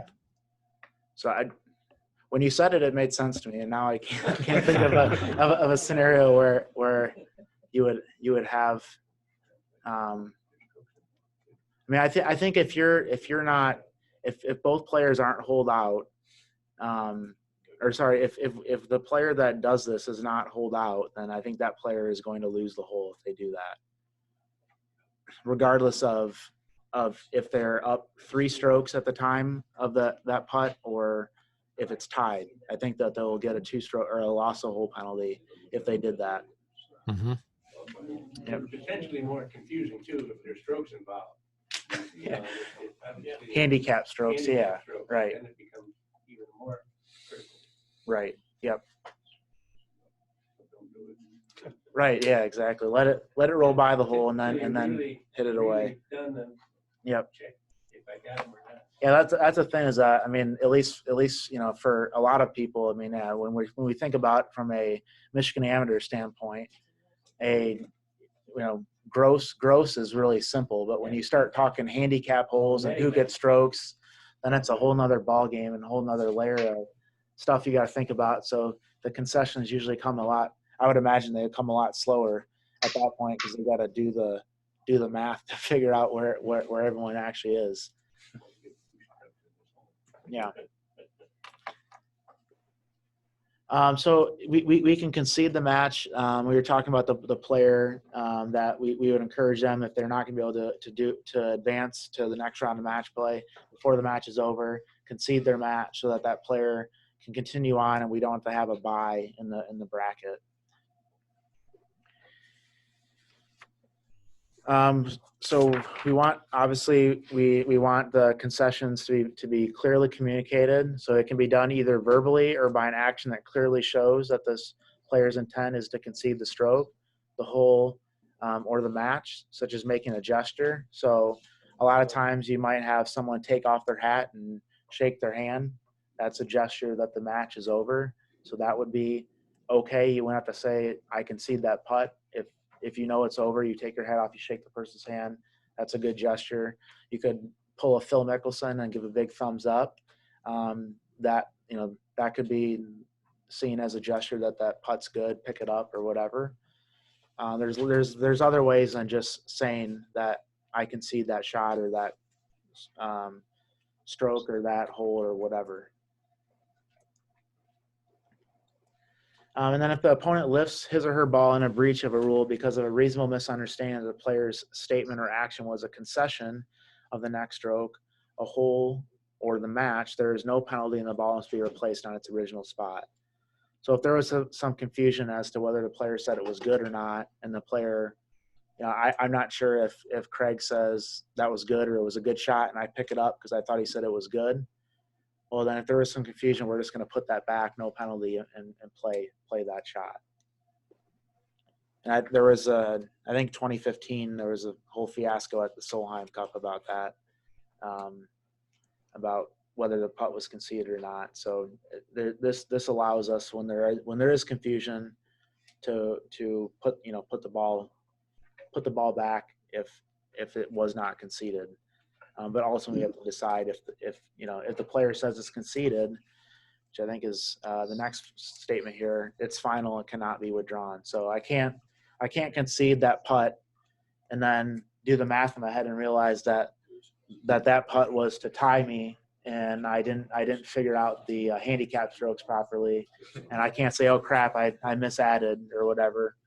Once I concede it, it's done. Yeah, Kyle? Yeah.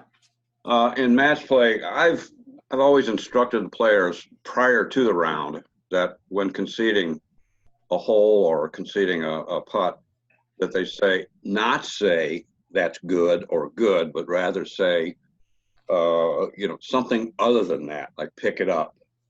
And usually by the first or second time they would say that's good or something, they realized that, oh, I shouldn't say that. And then they will say that's good rather than, or they would say pick it up.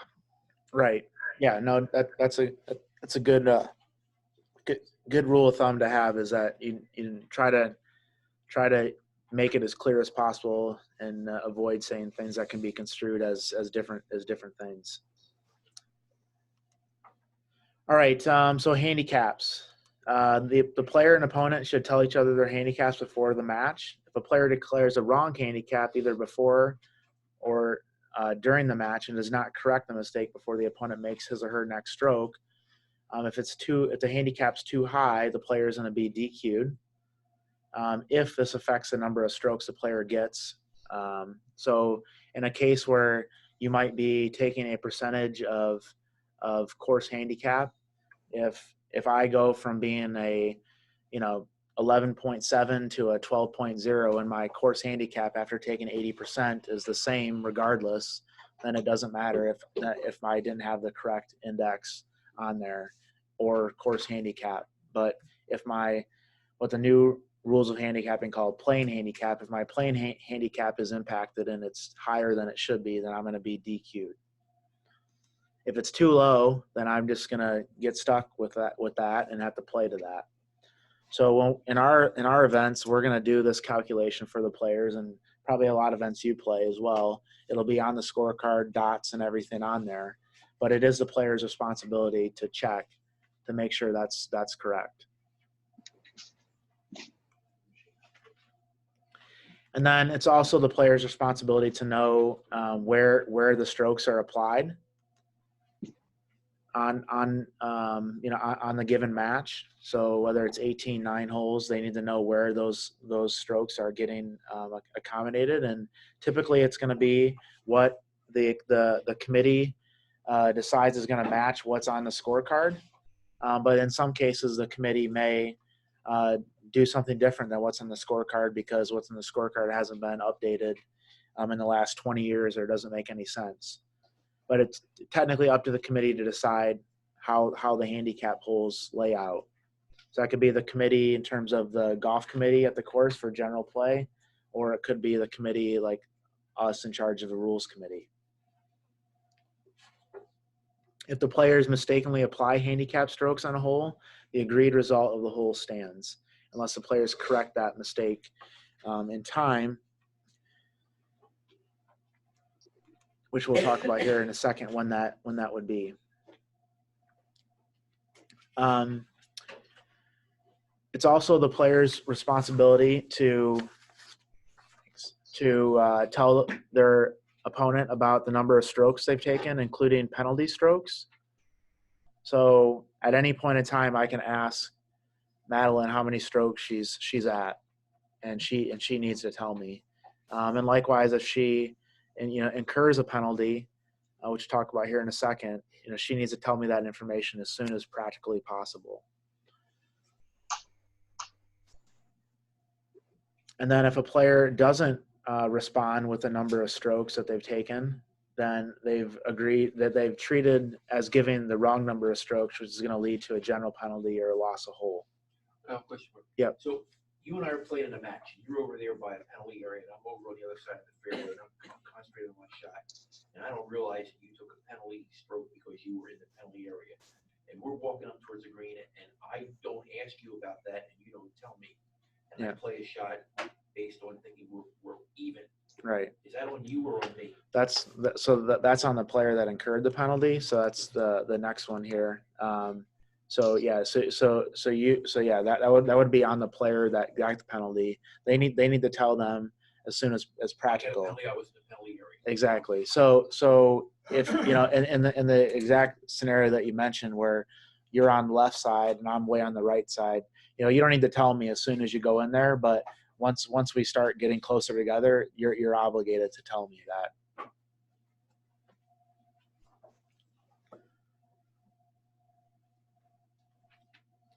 Okay, and then if the wrong number of strokes is given after the hole is completed, the player must give the right number of strokes taken before either player makes a stroke to begin another hole or takes a similar action such as conceding the next hole of the match.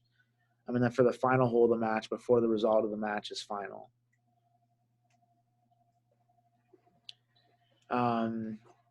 Let's see. Oh, and then sorry, I skipped this over. If it happens while playing the hole, the player must give the right number of strokes before the opponent makes another stroke or takes a similar action. So I might tell you as we're walking on the fairway, hey, I'm lane 6, and then before we get up to the green and hit our putts, I'd recount and say, no, it's actually 7. That's okay. I'm not penalized for that as long as I tell you before we make either hit our next shot or take our next action.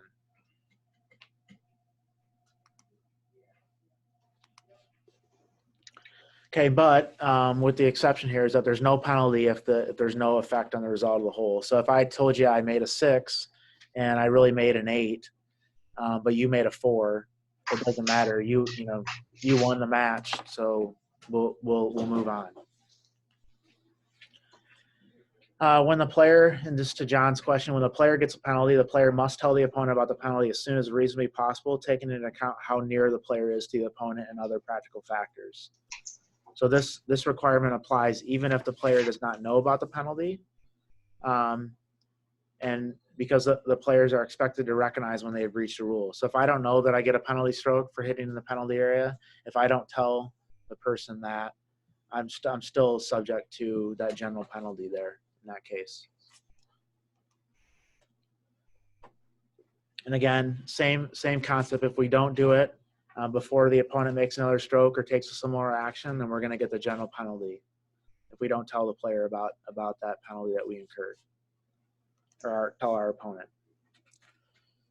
But there's no penalty when opponent knew of the player's penalty. So if I'm standing next to John as he's taking relief from a penalty area, he doesn't need to tell me that because I can see it clearly. So he's not on the hook there. But if I'm not watching or not paying, or I'm focusing on my game, you need to tell me. Yep. All right. It's the player's responsibility to know the match score. So when we're walking referees, we're going to announce the match, or the score of the match, or the status of the match at the end of each green. And then at that point in time, if the players don't correct us, then whatever we say is correct. It can be corrected, but the players need to let us know before either of them tees off on the next hole, or in the case before the last hole before the match is finalized.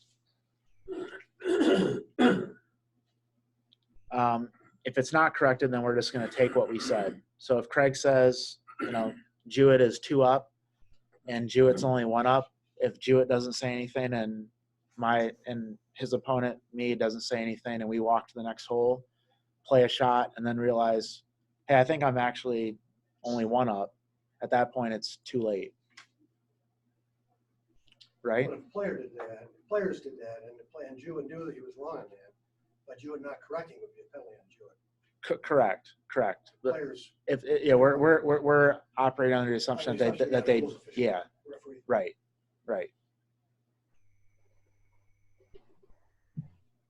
Well, no, I don't think it matters if there's a referee or not. I think what matters is that if the player knows that it's not correct and intentionally doesn't say anything, right? So it says here, if the players mistakenly agree on a wrong match score. So I don't think it would matter if it's referee or not. Okay. Right? I mean, I don't know. Sure. Yeah.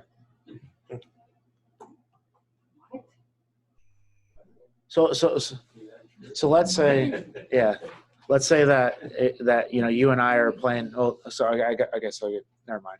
We're not going to talk about it. It was a joke, not an actual question.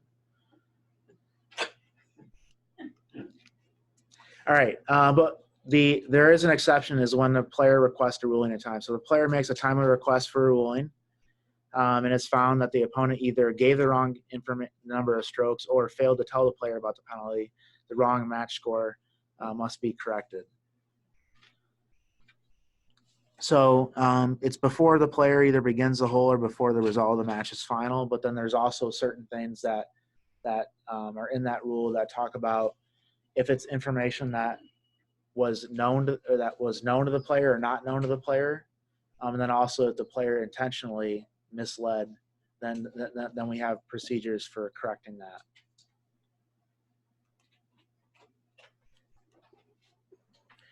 And then as the lawyer was saying earlier, if the player believes that their opponent is not acting properly or not doing the right thing, they can request a ruling, or the player can just ignore it. So if I'm playing with someone and I'm up three holes with 4 to play, and I see someone ground their club in a bunker and I don't want to call them on it, I can just turn my head and not say anything.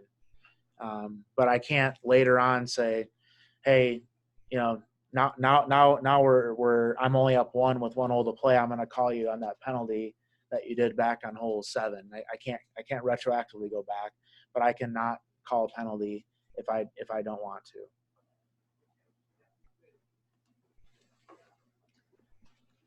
But again, with the caveat that we can't, the player and the opponent can't deliberately agree to ignore a breach of a penalty that they know implies. So we can't say that, hey, I know that we can't ground our club in the bunker, but I like grounding my club in the bunker, you like grounding your club in the bunker, so let's just go ahead and do it. We can't make that type of agreement. And then if there is a disagreement, again, in match play, we're not going to play 2 balls. So we're going to either request a ruling or get someone to help out, or if there's not someone nearby, then someone needs to say, I want a ruling, I don't think what you're doing is right, and I want a ruling. Okay? In the absence of that, then it's just going to be assumed that the players agreed to move on and solve their own problem. But if there is a disagreement, you need to make a claim for, or not make a claim, but you need to request a ruling. All right, stroke play. So stroke play works a little bit differently, obviously. We'll kind of get through this really quickly. But for stroke play, one of the things that we'll do in the terms of competition is to signify how ties are going to be broken. So for our events, it varies from event to event. Some stroke play events will have an actual playoff where we'll go out on the course, and others will be scorecard playoffs. So it just depends, but we have to distinguish that in the local rules or on our hard card, how ties are going to be broken. And any committee needs to do that. Then you'll have someone that will keep your score or the marker, and that player should use that marker for the entire round.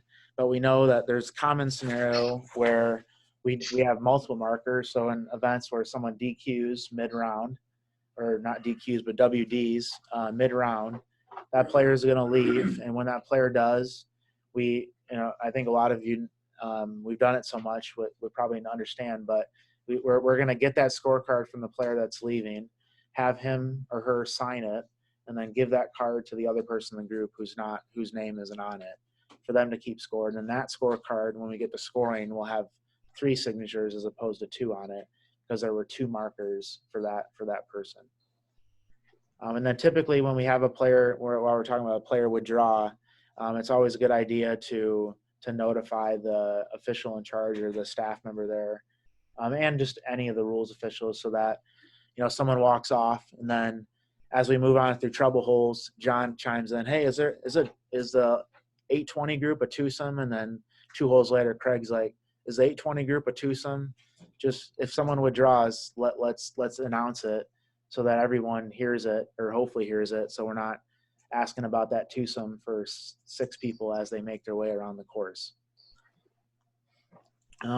So the marker themselves, they're responsible for putting the scores on the card, and that we want the gross scores, whether it's a gross competition or net competition. We want the gross scores on the scorecard, and we reiterate that multiple times during net tournaments, that we want the gross scores, and then also during 4-ball tournaments, it's important that the gross scores in the boxes of the player that made those is identified.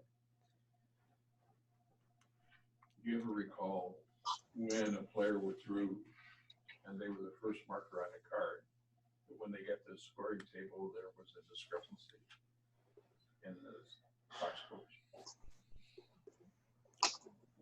I feel like are you asking the question knowing the answer, or no? Okay. Yeah. No, but I think No, I think that I'm trying to think if I've had a situation where I know we've had situations where we've had to call people to gather information, but I don't know if it was because of a dispute like that. But I mean, if that came up, and we would probably call that player that left and try to get in touch with them and ask them, what happened on hole 3 when you were there for this golfer. Yeah. Pray they remember. Right. Yeah, I mean, it's typically, unless there's some issue with the 2 remaining players or 3 remaining players not liking each other, there's probably going to be the consensus, but you never know, or someone wasn't paying attention. But you can also consult, as you can consult spectators or anyone else that might have been in the vicinity there to try to get that information. So this is a nice graphic that's in the rules that talks about who's responsible for what on the scorecard, whether it's electronic or digital. But the committee's responsible for the date, the name, and then the totals. So the players don't need to add them up. The players need to make sure that their hole by hole scores are correct. It's not a bad thing if the players add them up, but they're not required to. And a lot of players won't add them up because they don't want to add them up wrong, because it confuses them. But typically, when we are in the scoring area, we will add them up or type them in the computer and then read their scores back to them. So typically, we'll read the front 9, back 9 total, and then at that point, that usually triggers any. If I say 40, 40, 80, and the player knows they shot 79, that's going to trigger them to relook at their scorecard, and usually they didn't make an adjustment, and they'll adjust it at that point to get it to the proper score. But it's for the events where people actually sit down, it is important for us to verify the score, to read it back to them, to give them that chance to say, oh, something might be wrong on the card.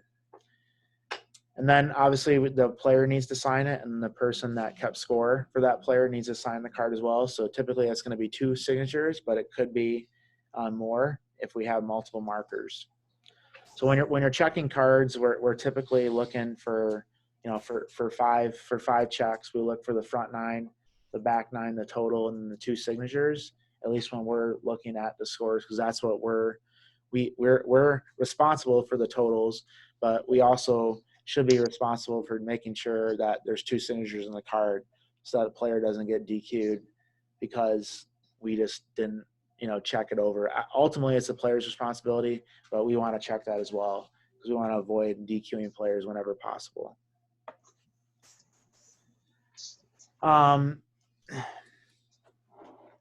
So when you're going through the scores, it's definitely there's different ways to do it. A lot of times players will just read off the numbers. If any of you have been in a scoring area around me, you know I hate that because I've had players read the numbers and read them incorrectly and then get DQ'd because they weren't paying attention or the player read them off wrong. So we have, on most of our events, we'll have a strip that the players can rip off and match up. We recommend that they do that.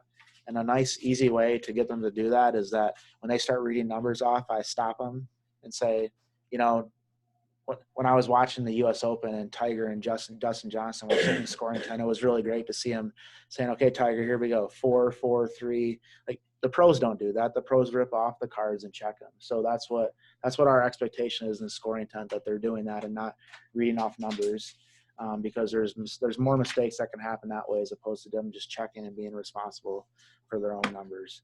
But some habits are hard to break, and the high school coaches love to teach their kids to do that for whatever reason. Okay, and then let's see. So if you have a scenario where the marker doesn't carry out their responsibilities, so you could have the marker drops the scorecard and then runs off and doesn't sign it. The player's not going to get DQ'd for that. If we have a different scenario where the player or the marker is sitting there and doesn't want to sign the scorecard because they're not agreeing with what the player says, and that's a different scenario. But just because the marker leaves and is pissed off and doesn't sign the card doesn't mean that player is not going to get that player's scorecard, and that player will get disqualified. We'll find a different way to confirm that it was right by talking to other players in the group and then move on from that. How many more pages do we have here? I think we can I want to get through Rule 3, so bear with me for 5 minutes. I'll make it quick. The player puts a wrong score for a whole score. If it's higher than the actual score, then we have no issue. We're just going to take that higher score. But then if we have a score that's lower, then that player is going to be disqualified. Okay, and then the other thing that we need to mention that I skipped over is the actual definition of the scoring area is determined by the committee. So in our case, we define the scorecard returned as when it has been certified properly and the player has left the scoring area. The scoring area will be defined by the committee at each competition. That's what's in our hard card. So typically, it's going to be either the room that we're in for scoring or a general location of the scoreboard. So a lot of people here have been to Forest Acres West, that scoreboard area, and we would consider the scoring area to be anywhere in the general vicinity of that scoreboard. Some organizations will put a blue line or a scoring tent and do a blue line around the tent to signify that, or rope or whatever. But in our case, and especially at certain events, we want to be a little bit more lenient than just, if once they get up the table and go.